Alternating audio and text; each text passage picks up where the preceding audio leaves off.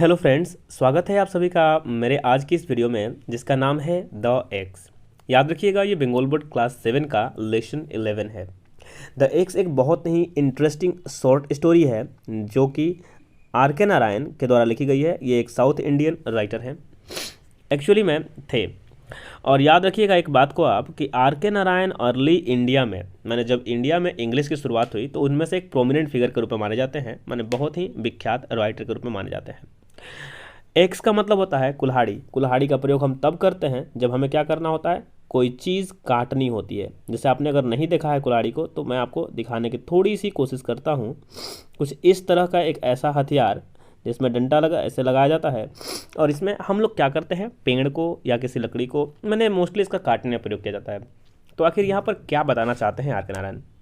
Are के नारायण की जो स्टोरीज़ होती हैं बहुत ही इंटरेस्टिंग होती हैं और काफ़ी ज़्यादा सरल भी होती है। इसमें ये उन समस्याओं को बताते हैं जो हम लोग अपने डे टू डे लाइफ में देखते हैं। तो आज के इस कहानी को स्टार्ट किया जाए और पढ़ना जाए। पहले हम लोग राइटर के बारे में देखते हैं।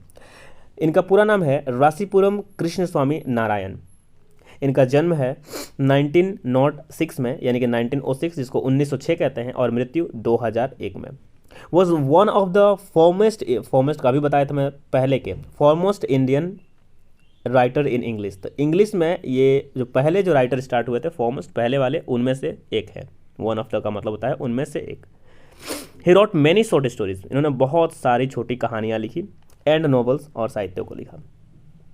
सम of his well known books are the man eater of Malgudi, the guide, the sweet vendor and the English teacher. ये बहुत ज़्यादा फेमस है। आप चाहे तो यूट्यूब में जाकर सर्च कर लेंगे द इंग्लिश टीचर, या फिर जो भी नाम द गाइड बोल रहा हूँ, क्योंकि कुछ पर तो मूवीज़ भी बनी हुई है।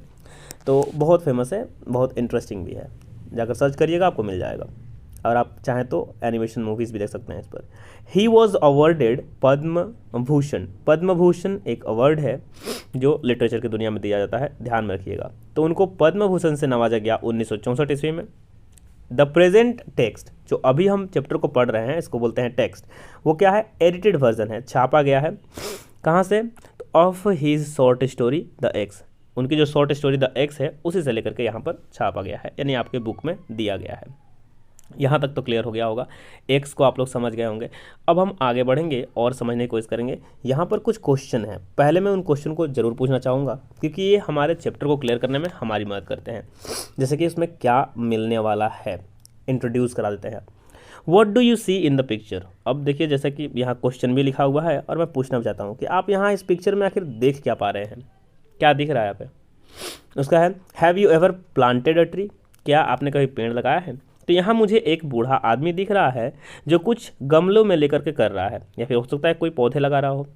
तो यहाँ पर पिक्चर में एक बूढ़ा आदमी और पौधे लगाने वाले, पेड़ लगाने वाले को हम लोग माली कहते हैं, वो दिख रहा है। और मैंने बिल्कुल पेड़ लगाए हैं, कई पेड़ लगाए हैं। अब आपकी बारी है बताने की कि आपने क्या पेड़ लगाया है या नहीं। हालांकि कहानी से हम आगे बढ़ते हैं, क्यों इसका इंपॉर्टेंस था वो आपको ऐसे भी समझ में आ जाएगा। यूनिट 1 स्टार्ट किया जाए। ये 2 पार्ट में वीडियो बनेगी, पार्ट 1 है इसका ये। यहाँ हम यूनिट 1 को देख लेते हैं। Let's read. Velan was perfectly contented, माने सेटिस्फाइड, भरा हुआ, मन खुश होता है तब कहते हैं। तो वेलन, वेलन क्या है? नाम है जो वहाँ ऊपर अपने चित्र देखा जिस बूढ़े आदमी का, उसी का नाम। परफेक्टली माने पूरी तरह से, कंटेंटेड एंड हैप्पी। कंटेंटेड का मतलब हो गया पूरी तरह से सेटिस्फाइड है, संतुष्ट है अपने जीवन से और खुश है। He demanded nothing more of life. उसे डिमांडेड नथिंग का मतलब जीवन से और कुछ डिमांड नहीं है, वो और कुछ नहीं चाहता है। उसके जीवन में जितना भी है वो उन्हीं चीज़ों में अब काफ़ी खुश है। As far as he could see, जितना दूर वो देख सकता था, the people in the big house to seem to be equally at peace with life.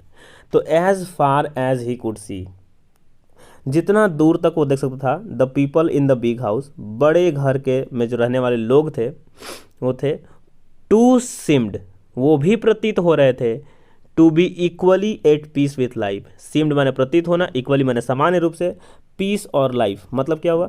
जीवन के साथ और शांति के साथ वो भी देख पा रहे हैं, उनको भी देख पा रहा है। वेलन खुद भी बहुत खुश है अपने जो भी काम कर रहा है उससे, और जो लोग उसे दिख रहे हैं वो भी काफ़ी खुश हैं। One saw no reason why this good thing should not go on and on for ever. One माने किसी को भी ये नहीं समझ में आता कोई भी कारण नहीं दिखता कि क्यों ये जो अच्छी चीज़ें होती हैं वो हमेशा लाइफ में चलती क्यों नहीं रहती हमेशा के लिए। यही बोला जा रहा है कि वन सो नो रीज़न, किसी को भी ये कारण नहीं पता चलता क्यों दिस गुड थिंग्स, ये अच्छी चीज़ है आखिर क्यों, शुड नॉट गो ऑन, हमेशा नहीं चलती, एंड ऑन, हमेशा नहीं चलती, फॉर एवर, हमेशा के लिए हमारे साथ नहीं रहती। जैसा कि हम जानते हैं कि हमारे साथ हमेशा सुख नहीं रह सकता, कभी पीड़ा कभी दर्द होते रहता है।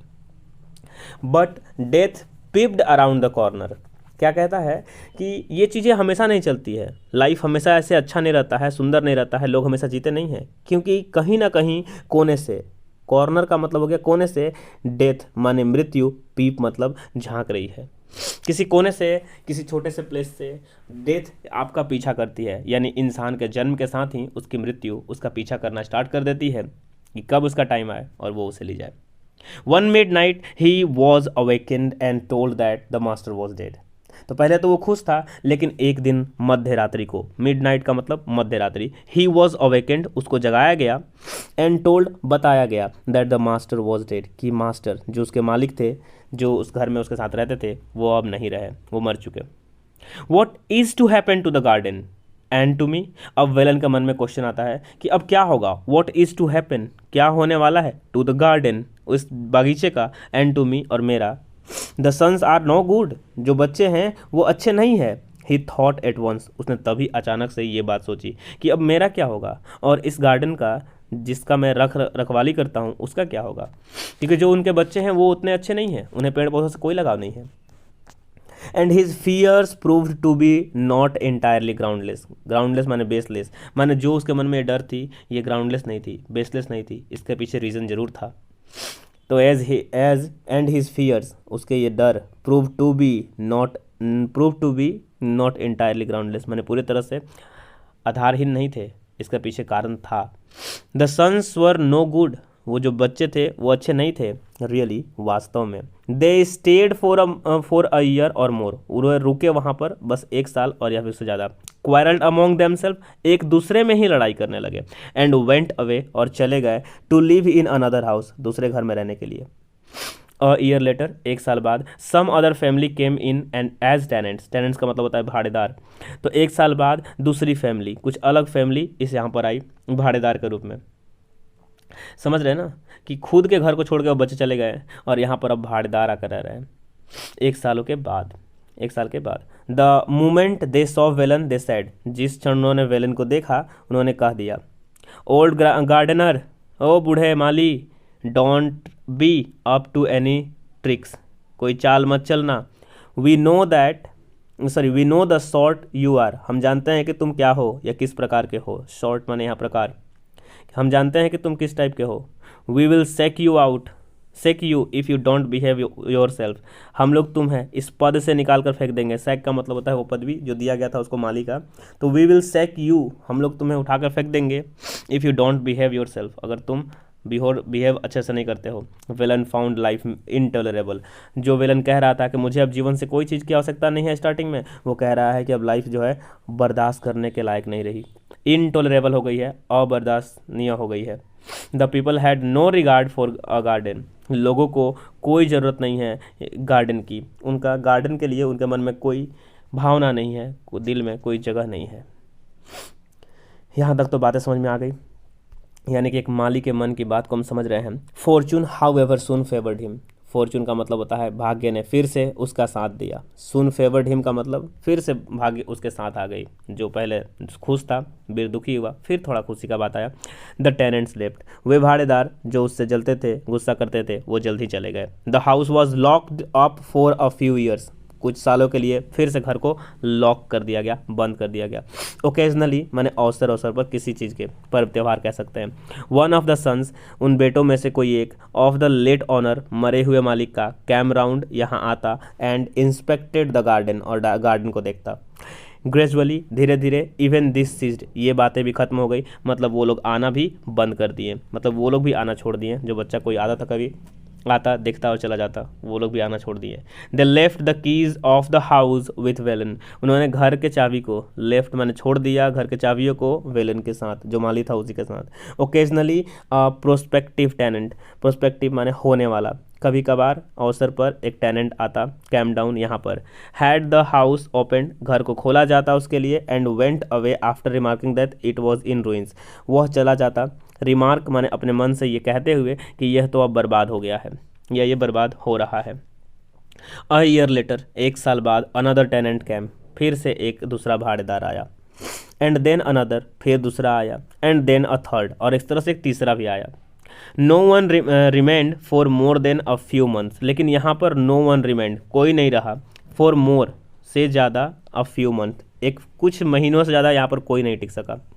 And then the house acquired the reputation of being haunted, और इस तरह से यह घर को माना जाने लगा। अक्वायर्ड का मतलब होता है इस घर ने एक टाइटल ग्रहण कर लिया, रेपुटेशन ग्रहण कर लिया, किसका? बीइंग हॉन्टेड, की भूतिया है। क्योंकि इस घर में लोग आते थे लेकिन टिकते नहीं थे, यहाँ से चले जाते थे कोई ना कोई बात बोल करके, कोई ना कोई बहाना लेकर के। तो इस कारण से इस घर को सभी लोग क्या? भूतिया समझने लगे। Even the owners dropped the practice of coming and seeing the house. Even the owner माने कि जो मालिक थे इस घर के, वे बच्चे, ड्रॉप का मतलब होता है छोड़ दिए, द प्रैक्टिस ऑफ कमिंग, आना, एंड सीइंग द हाउस, घर को देखना। Velan was very nearly the master of the house now, अब वेलन ही इस घर का लगभग मालिक के रूप में जाना जाने लगा। The keys were with him, चाबियाँ उसके साथ थी। He was also growing old, लेकिन वो भी तो बूढ़ा हो रहा था।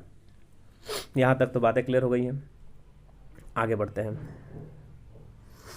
कहानी का ये पार्ट हमें इस पूरे बात को दिखाता है कि आखिर गार्डन की आवश्यकता नहीं है, इसके बारे में आगे काटा जाएगा। दुख देखेंगे एक माली का कैसे आगे बढ़ता है। When the mood seized him about once a year he opened the house and had the floor swept and scrubbed. तो यहाँ क्या बात होता है कि चूंकि वेलन बूढ़ा होते जा रहा था, तो when the mood seized him, जब उसका मन करता, अबाउट वंस अ ईयर, लगभग साल में कभी एक आध बार, ही ओपन द हाउस, वह घर को खोलता। एंड हैड द फ्लोर, और फ्लोर को स्वेप्ट करता, मतलब कि झाड़ू लगाता। एंड स्क्रब्ड, और रगड़ करके साफ करता।